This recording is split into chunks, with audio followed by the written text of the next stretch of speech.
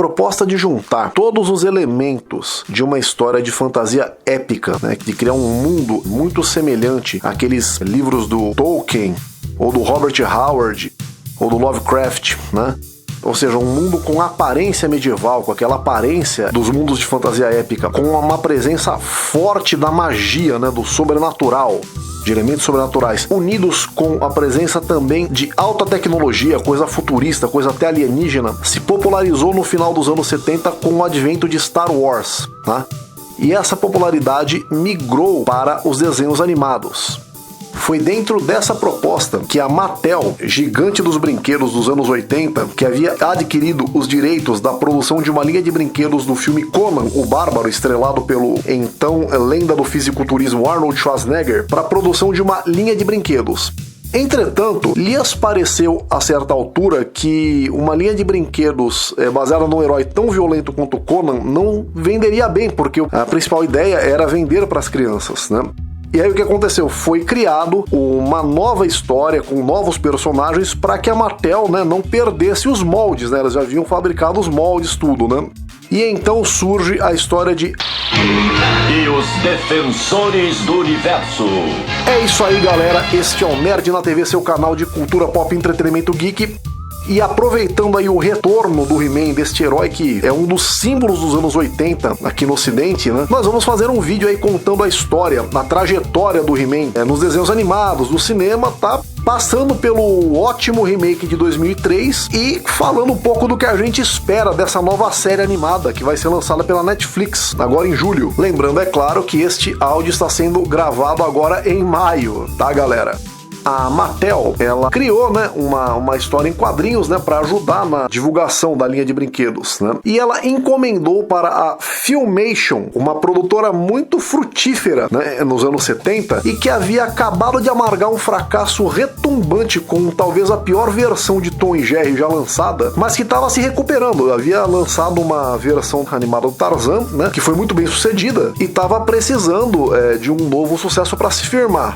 Assim como a Mattel aproveitou os moldes do Conan para lançar uma linha de brinquedos do He-Man, Filmation, que já tinha, né, um histórico de se utilizar de cenas, de moldes de desenhos anteriores nos desenhos recentes, né, se utilizou de muitas cenas do Tarzan e de uma outra animação chamada Black Star para desenvolver a animação de He-Man e os Mestres do Universo. O resultado foi um desenho de uma audiência absurdamente alta, galera, que ditou a premissa de muitos outros desenhos que o sucederam e gerou uma das spin-offs mais bem-sucedidas da história, pelo menos nos anos 80, que foi a She-Ra, da qual nós vamos falar um pouquinho também aqui. Seria injusto falar de He-Man sem falar de She-Ra. Eu sou a Dora, a irmã gêmea de He-Man e defensora do Castelo de Cristal. O desenho, né, ele conta a história do jovem príncipe Adam, que recebe da feiticeira de Grayskull a missão de proteger não apenas o planeta Eternia, como os segredos do Castelo de Grayskull, tá? Uma fortaleza muito imponente no formato de uma caveira, muito legal, que detém dentro de si o poder da magia de todo o universo. Ele tem a missão de proteger os segredos do Castelo de Grayskull de um bruxo muito poderoso conhecido apenas como Esqueleto. E dentro desta premissa se desenvolvem as histórias, tá? É dentro desta premissa que se desenvolve o desenho praticamente todo. Estamos falando de anos 80, tá, galera? De primeira metade dos anos 80. Então a gente não pode esperar roteiros muito complexos, tá? O alvo da Mattel e da Filmation era o público infantil. Então as histórias eram um tanto infantiloides até se a gente considerar a época, tá? As animações da Filmation, né, elas nunca foram, assim, obras-primas, né? Elas perdiam feio para as animações de outras produtoras da época, tá? Era uma repetição muito grande de cenas, cenas que você via no episódio anterior, revistas de forma praticamente idêntica em episódios que você estava vendo no momento. Movimentação muito travada, enfim, uma movimentação muito pobre, muito limitada. Entretanto, né, com personagens muito bem desenhados, né, uma aparelhagem tecnológica que depois também passou a fazer parte da linha de brinquedos, né, veículos muito legais, armas muito legais, uma vestimenta, né, um figurino muito legal para os personagens, isso a gente tem que dizer, tá, um visual muito, muito legal. Como já dito, né, a ideia de um mundo com aparência medieval, mas com a presença muito forte da alta tecnologia, de tecnologia futurista.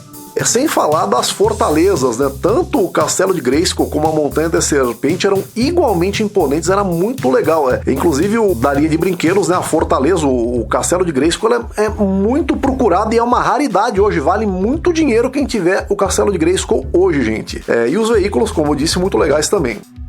Falar inglês é um dos melhores autoinvestimentos que uma pessoa pode fazer. E com o método Projeto Falar Inglês, você vai aprender a falar inglês fluentemente e de forma dinâmica, sem aquelas enrolações, o famoso embromation, que muitas vezes é vendido para quem quer aprender inglês. O Projeto Falar Inglês já ajudou pessoas a começarem do básico e irem para o intermediário e o avançado de forma eficiente e dinâmica. E isso vai enriquecer o seu currículo profissional como poucas coisas podem. Conheça o projeto Falar Inglês. Clique na descrição do vídeo e diga lá que foi o pessoal do Cosmic Nerd que mandou. E agora, galera, bora pro vídeo. O roteiro, gente, ele é bastante simplório, tá? Ele não se trata de uma única grande saga na qual o herói tem que vencer vários obstáculos e tal para chegar na batalha final contra o esqueleto, contra o vilão. Não é nada disso.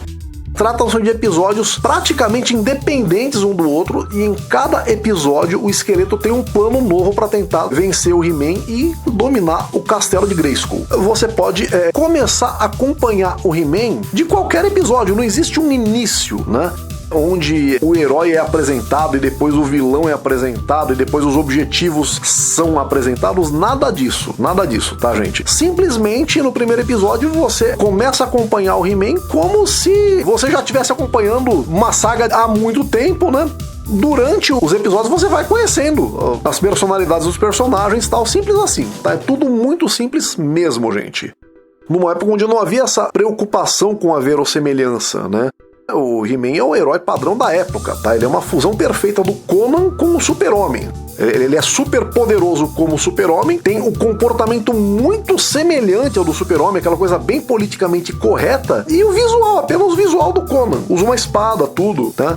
É aquela coisa muito clichê da época. São super-heróis ali que incapazes sequer de desejar mal aos vilões, enquanto os vilões, eles são vilões porque gostam. É divertido ser vilão pra eles. É um desenho de ação onde não há a pancadaria, não há troca de socos, não há nada, entendeu? Nesse sentido, tá? Os heróis são incapazes de qualquer ato violento contra os vilões, mesmo que os vilões estejam prestes a cometer um ato violento contra o inocente. Com direito a uma liçãozinha de moral, as dicas do He-Man no final de cada episódio. Que pode parecer muito cafona nos dias de hoje, mas era muito presente nos anos 80. E esteve discretamente presente como uma espécie de fanservice no desenho de 2003. Isso passou a ser uma característica marcante do desenho. E agora, como um desenho tão simplório, com tantos defeitos, gente, fez tanto sucesso nos anos 80 e é cultuado nos dias de hoje pelos marmanjos que se lembram com carinho dele naquela época? Muito simples, gente. O carisma dos personagens. O carisma dos personagens era muito grande, em especial do vilão, do esqueleto. E não é só isso também, era uma época mais simples, e quem assiste hoje com sabedoria, com inteligência, vai entender que aquilo funcionava muito bem na época e hoje é divertido. Hoje é como se você estivesse assistindo um desenho de comédia extremamente pastelão e você se diverte do mesmo jeito. No final das contas, a função do desenho é essa, é divertir o espectador, né, galera? O desenho ele não é apenas sobre o He-Man, tá? Embora o He-Man seja o personagem principal, o grande protagonista, tá? Na verdade, os mestres do universo são uma super equipe, né? Uma equipe de super-heróis, os heróis mais poderosos do planeta Eternia, que são, de certa forma, liderados pelo He-Man. O He-Man, ele se disfarça sob a identidade do Príncipe Adam, tá? Ele é o herdeiro do trono de Eternia, ele é um planeta que tem o reino, né? O centro do planeta é o reino de Eternia, governado pelo rei Randor, tá? Pai do He-Man, nativo de Eternia, que é casado com a rainha Marlena, tá? Que é uma terráquea que ficou perdida no espaço, acabou caindo em Eternia e se casou com o rei do planeta. E desse casamento nasce o Príncipe Adam, que que é, em função de uma profecia, escolhido para ser o herói guardião, protetor dos segredos do castelo de Grayskull e de todo o reino de Eternia, que é dividido em vários sub-reinos, tá?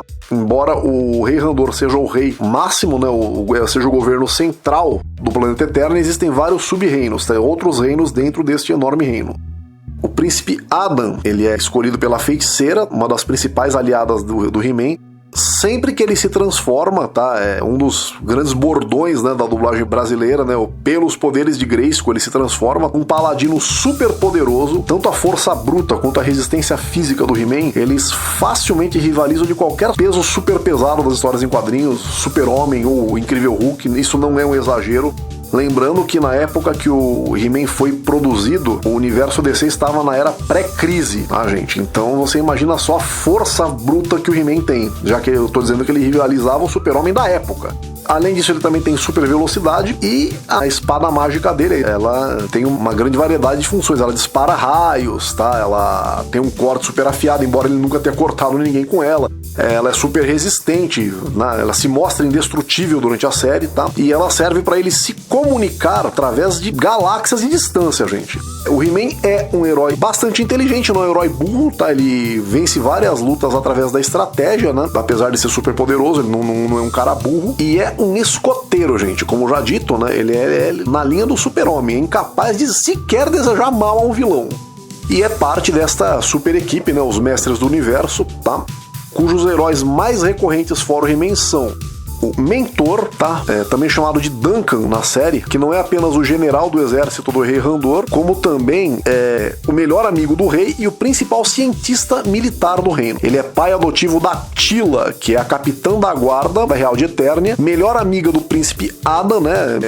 Ela nutre meio que um amor fraternal por ele, mas nutre um certo interesse romântico pelo He-Man. Em contraste com achar que o príncipe Adam é um covarde preguiçoso, ela vê o He-Man como, né, um grande herói, tudo. O príncipe Adam, ele adota essa postura de covarde preguiçoso quando ele está como o príncipe Adam, porque vocês têm que ver, gente, porque o príncipe Adam, ele é totalmente diferente do He-Man. Nossa, é um disfarce assim perfeito, né? Incrível.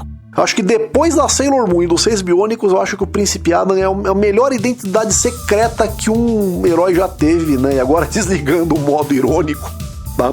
É isso, a Teela, ela é uma grande guerreira que é a responsável pela proteção do Príncipe Adam e da família real. Ela é filha da feiticeira, tá? Ela é filha adotiva do Mentor, tá? A feiticeira a deu como filha adotiva ao Mentor porque ela tinha muito medo de que os inimigos da feiticeira se voltassem, né, contra a Teela, né? Aí ela acabou virando aí a capitã da guarda real, porque é muito menos perigoso você ser a capitã da guarda real e ter que lutar contra os inimigos do He-Man do que contra os inimigos da feiticeira. Nossa, tá uma maravilha esse vídeo hoje, gente. Como eu disse, gente, são os anos 80, tá?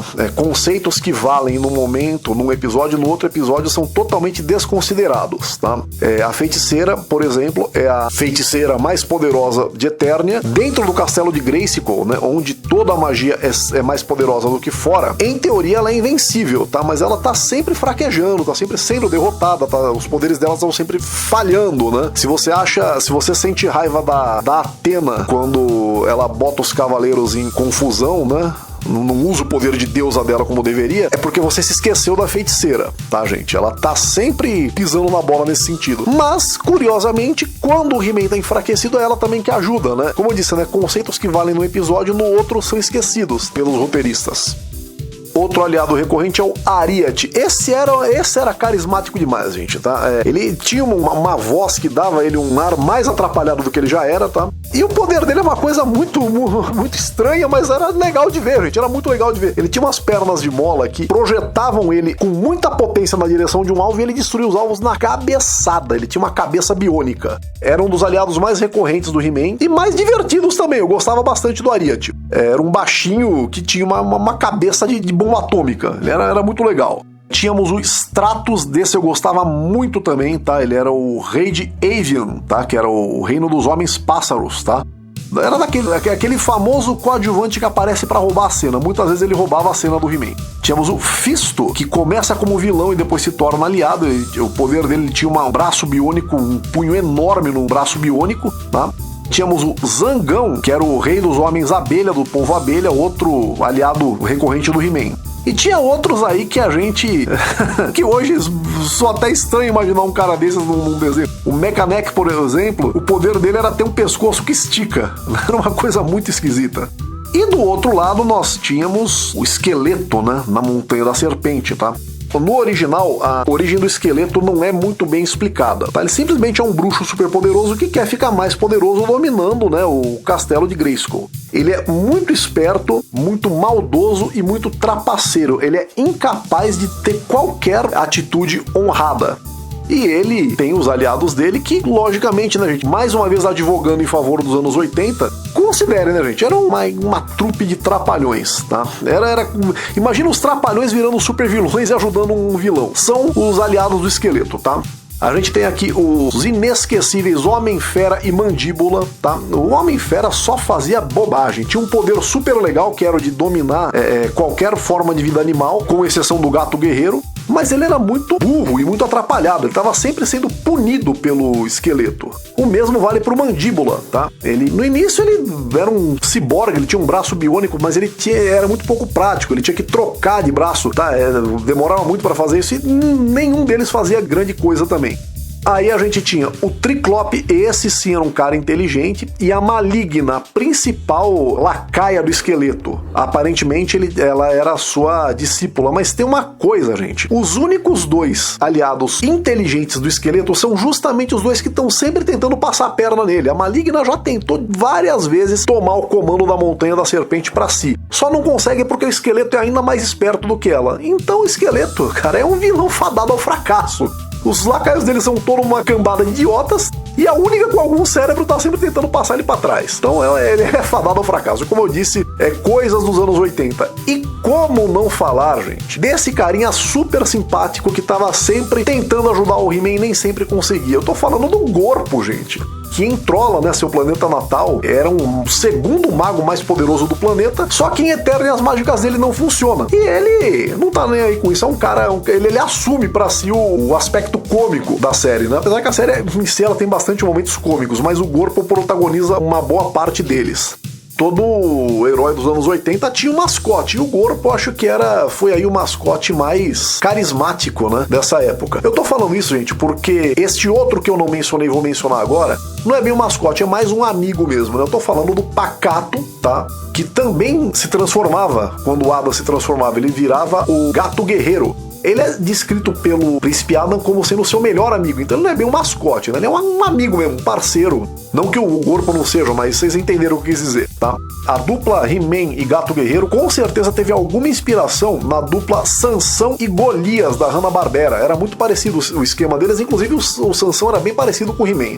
O sucesso do He-Man foi tamanho que ele gerou uma das spin-offs mais bem-sucedidas dos anos 80. Seria impossível falar do He-Man sem falar da She-Ra, gente, a irmã gêmea do He-Man, tá? Que ela foi levada logo, ainda recém-nascida, antes de completar um ano, ela foi sequestrada, né? E levada para o planeta Etéria, tá?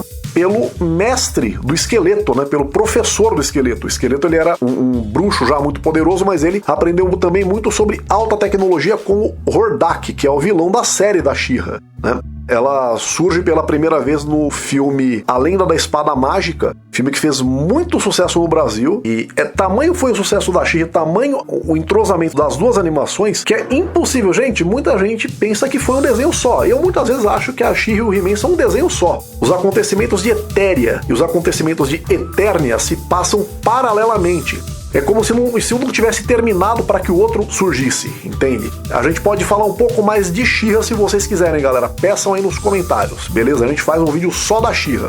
E o que acontece? Esse sucesso foi levado para o cinema, tá? Pela produtora Canon, naquele que é considerado uma das piores adaptações que um super-herói já teve até hoje, tá? O filme Mestres do Universo, onde o Dolph Lundgren encarnou o He-Man, e fiasco total de bilheteria.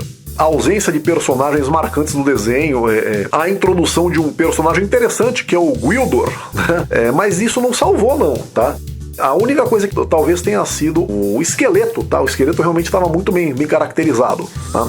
Em 2003 é produzida uma refilmagem, uma releitura do He-Man clássico dos anos 80, e essa é considerada por muitos a melhor versão do He-Man. Assim, né, gente? Aí esse novo He-Man ele surge com uma outra proposta, tá? Mas é interessante você ver que aqui eles se preocuparam em contar a origem de forma detalhada tanto do He-Man quanto do Esqueleto, e a partir daí eles não atropelam o original em absolutamente nada. É impressionante, gente, o respeito que eles tiveram com a obra original aqui. É como se fossem episódios que acontecessem paralelamente com aqueles antigos, tá? Com uma animação melhorada, muito melhorada, lógico, né? Com design mais arrojado e finalmente com a presença da pancadaria, gente. Agora eles saem na porrada, eles trocam pancada, eles trocam espadada. E ficou muito legal. Agora o Esqueleto com um visual muito mais assustador. O Mandíbula com um braço que se transformava em vez de precisar trocar o braço, entendeu? Realmente ficou muito legal esta versão de 2003, que foi descontinuada por um desacordo com uma equipe de roteiristas, tudo, e com uma qualidade estética que supera muitos desenhos que são feitos hoje. Tá? Realmente essa versão do He-Man ficou muito legal. Esta é a versão utilizada nos quadrinhos de He-Man. Esta origem é utilizada nos quadrinhos de He-Man atualmente. A trilha sonora de He-Man é uma coisa simplesmente eletrizante, tá? Não, é inesquecível. Não dá pra você imaginar outro tipo de trilha sonora naquele desenho. Tanto a música da transformação como a da abertura, elas ficam na cabeça de tal maneira que se pega cantarolando a musiquinha algumas vezes. E a dublagem de He-Man no Brasil talvez tenha sido uma das melhores dublagens da sua época. Tamanho foi a perfeição da caracterização da sincronia dos dubladores Garcia Júnior com o He-Man e Isaac Bardavi, uma das grandes lendas da dublagem nacional, com o Esqueleto, que os dois estiveram presentes em todas as versões do personagem até agora.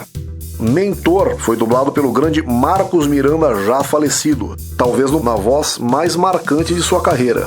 Como Gorpo, tivemos o Mário Jorge Andrade, dublador do John Travolta, do Ed Murphy, do Eric em Caverna do Dragão. É um cara é um verdadeiro funcionário da dublagem esse cara. Como Pacato e também como Gato Guerreiro tivemos a lenda Orlando Drummond. Presença também de Vera Miranda como Tila, Ica Pinheiro como a Feiticeira, Sônia Ferreira como Rainha Marlina e Paulo Flores como Ariete. E não dá para não dar um destaque também para a voz do Isaac Bardavi, o grande dublador do Wolverine, como Esqueleto, gente. A voz dele ficou realmente perfeita no personagem. No Brasil, o He-Man foi exibido primeiramente no programa Balão Mágico e depois se tornou um dos grandes símbolos do programa da Xuxa. Como a Globo não saber passar desenho animado, né? Eles começam bem no início com o He-Man sendo o último desenho a ser exibido, lógico, para segurar a audiência pro final, e já nas exibições posteriores eles começavam a exibir momentos aleatórios do programa. Realmente uma pena, né? Muitas vezes a gente viu a Xuxa ou o pessoal do Balão Mágico recitando a lição do que o He-Man tinha dado no dia, no final do episódio, né? Do tipo... Na história de hoje, o Esqueleto estava procurando um atalho, um caminho rápido para riquezas e poder. Talvez vocês conheçam gente assim, sempre à procura de um caminho rápido para chegar na frente de todo mundo. Mas não funciona dessa maneira. As pessoas que têm sucesso são aquelas que trabalham pelo que querem. Por isso, não se enganem com aqueles que dizem que conhecem o jeito rápido. Há sempre dente de coelho. Não se deixe enganar. A maneira certa é a melhor maneira. Até mais tarde, minha gente. As lições costumavam ser muito óbvias, gente. Mas, como eu disse, viraram uma coisa muito característica do desenho em si, né? E o que nós, do Nerd na TV, de coração esperamos para este novo desenho do He-Man, que é o que parece vai continuar de onde o original parou, tá? Já que os desenhos dos anos 80, em grande maioria, não tinham um final. É como a gente explicou, gente, os episódios eles eram independentes um do outro a ponto de você poder começar a acompanhar He-Man em qualquer momento. Você não ia perder nada, você ia entender perfeitamente a história. E eles não faziam pensando em um final para as aventuras. Se, tipo, quando parasse de dar audiência, eles largavam. Eles descontinuavam e partiam para outra.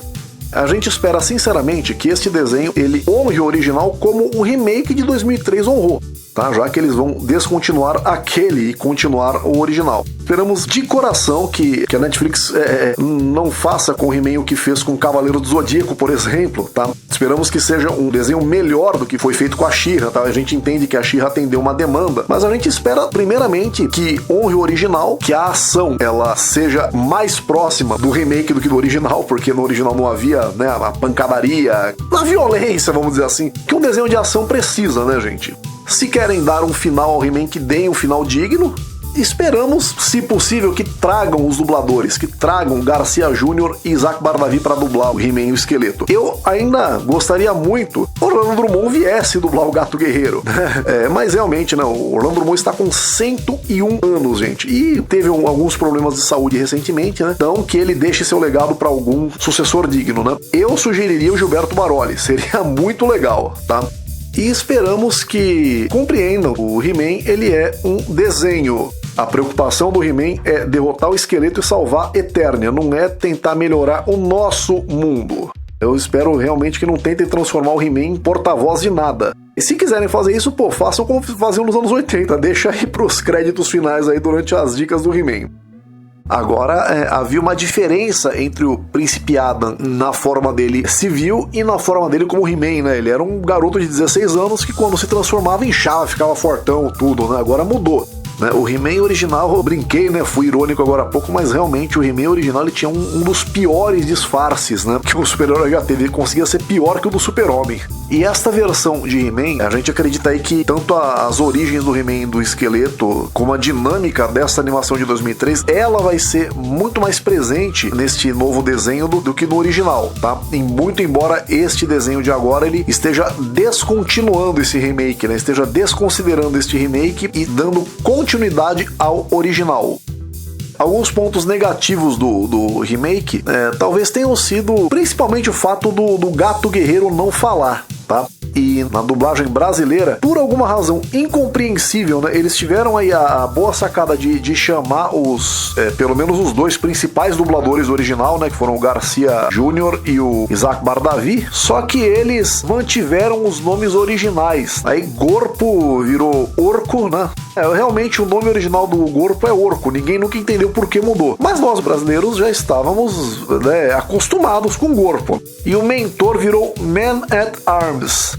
Uma coisa que para nós brasileiros soou horrível, né? E o Gato Guerreiro virou Battle Cat. Gente, pra que isso, gente?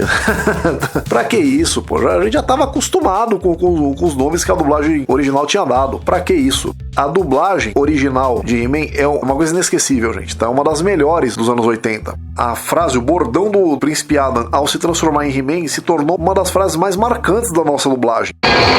Fabulosos poderes secretos me foram revelados no dia em que ergui a minha espada mágica e disse: pelos poderes de Grayskull! Eu tenho a força!